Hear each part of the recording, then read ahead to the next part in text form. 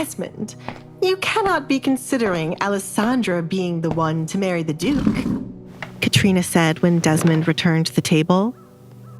He is hell-bent on marrying Allesandra, and she has agreed. I have no choice but to entertain it. Desmond took up a napkin from the table to clean the sweat dripping from his forehead. He threatened me. Still, we have to think about Kate here. Do you know how embarrassing it will be for her to lose Edgar to Allesandra? For heaven's sake, the girl wears a mask. Has the Duke seen her face? Something isn't right. Katrina couldn't make sense of what was happening. Did you find out what was said between the two of them the night of the party? Allesandra had to be lying. She must be threatening the Duke, Kate concluded. It was the only thing making sense to her. Kate, how on earth would Allesandra be able to threaten a man like Edgar when she is always here? Desmond was trying to make sense of the situation, but the theory Kate came up with was ridiculous. I have said many times that man is unpredictable. We will never understand why he picked Allesandra. Father, you can't allow him to marry her. I have worked too hard for a moment like this for it to go to Allesandra. She's only agreeing to this to irk me. I will speak with the Duke. Kate's chair screeched as she stood up. There was no way she would lose to Allesandra again. Speak with me about what? Edgar asked as he entered the dining room, but he was not alone. Allesandra was right beside him, holding his hand as she walked. I'm sure the Baron has told you the good news, that Allesandra and I shall wed soon. Alfred, the gifts? Yes, young master. Alfred moved as quickly as he could to place each of the gifts in front of the 3 family members. There will be more gifts to be delivered here, but this is just a small taste of what is to come. I hope it is to your liking. Do you wish to sit, Allesandra? Edgar pulled out a chair for her. Thank you, Allesandra replied and took a seat in the chair. The first person her eyes went to was Kate, since her sister was the one watching her the most. You have not opened the gift, Kate. You? Kate started, but stopped herself when she met the Duke's eyes. They were daring her to say something he wouldn't like. Why is he acting like this now? She thought. Allesandra, please enlighten us about what is happening. Why did you say yes to the Duke? You are not one to want to get married, said Katrina. No one has ever asked me, Mother. I am thrilled to marry a man like the Duke. I've heard many good things about him, thanks to Kate.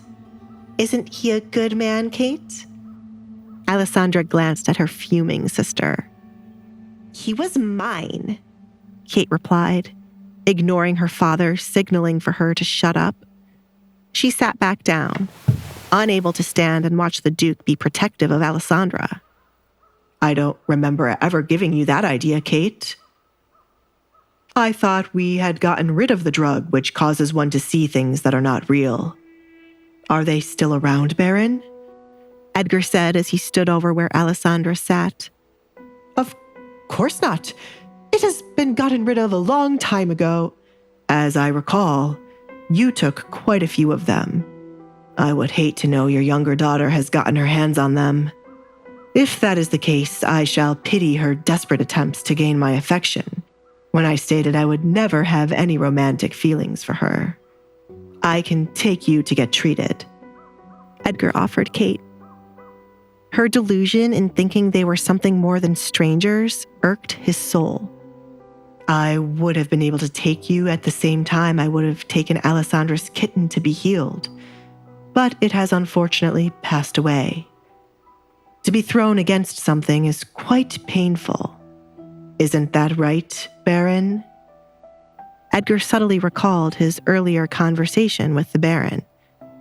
Yes. Desmond could still feel the pain from being thrown against Alessandra's door by Edgar. No offense, Duke Edgar, but you cannot waltz into our home and get involved with our family issues. You are not married to Allesandra as yet. Whatever happened to the kitten is none of your concern. Allesandra knows there are no pets allowed.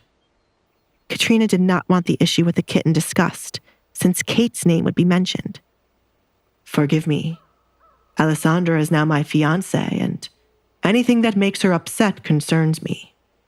I care for her so much I could kill anyone who upsets her. Edgar glared at Kate. He had a feeling out of the three, Kate was the one harming Allesandra the most. He had one thing in common with Allesandra so far, a dislike for Kate. Kate fidgeted in her seat as she picked up on the warning Edgar was sending her. She clenched her fists out of anger under the table, to the point her nails were painfully digging into her skin, but she didn't feel anything. Edgar placed his hand on Alessandra's shoulder for her to start speaking up. I have not eaten yet. Please, set the table for me, Mother. Allesandra said to Katrina.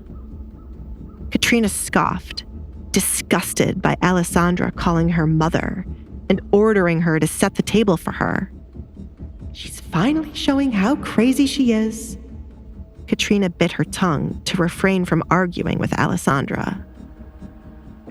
The Duke was standing behind Allesandra defensively, like an animal waiting to attack anyone who offended its master.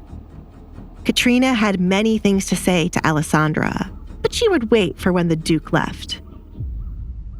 Katrina, do it now.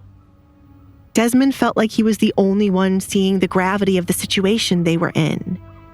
The Duke, for some reason, was smitten by Allesandra, which meant they could not trouble his daughter or Edgar might truly kill them. Desmond knew the true face of Edgar Collins, unlike his wife and daughter. The man was merely toying with them right now, but once he got bored, his true personality would show up. Thanks to the punishment, I have not eaten since yesterday morning. You have to hurry before the food becomes cold, Mother. Allesandra made sure to add emphasis to the word mother to get under Katrina's skin. She planned to make this house uncomfortable for the three of them, just as it was for her. I will be back. Katrina suddenly didn't mind leaving, since she needed to grab hold of something to break. Why aren't there maids stationed in the dining room to fetch whatever you need? Asked Edgar. He knew the Baron was running low on funds, but he did not know it was this bad. Why did the idiot just throw a party when he could have used that money to hire more workers or to invest in something? Desmond's forehead continued to sweat as he felt embarrassed. If you had given me a notice you would be arriving, I would have placed the maids in here to serve you and Allesandra well. You're saying I should have given you a heads up so you could place an illusion as if you have many workers? Edgar saw right through Desmond's bullshit. Allesandra smiled, enjoying her father being called out and the sight of him unable to talk back to the Duke. She realized now that her father could only pick on those he viewed as beneath him. Allesandra finally saw how pathetic he truly was. While Allesandra was enjoying her father breaking down, the sight of her smiling angered Kate even more. Are you enjoying this, Allesandra? This is ridiculous. Kate scoffed. Don't think this will last long. You should work on getting over your jealousy, Kate. Green is not a good look for you, Allesandra replied. Edgar snickered due to the fact Kate was wearing a green dress, so Alessandra's words had a double meaning. He wanted to applaud her for slowly coming out of her shell. You! Kate smacked the table and abruptly stood up. Do you think his interest in you will last long after he sees what is under that mask? Edgar, before you confirm this marriage, shouldn't you take a look at her face? Aren't you curious about what she's hiding? She's truly repulsive once you see it.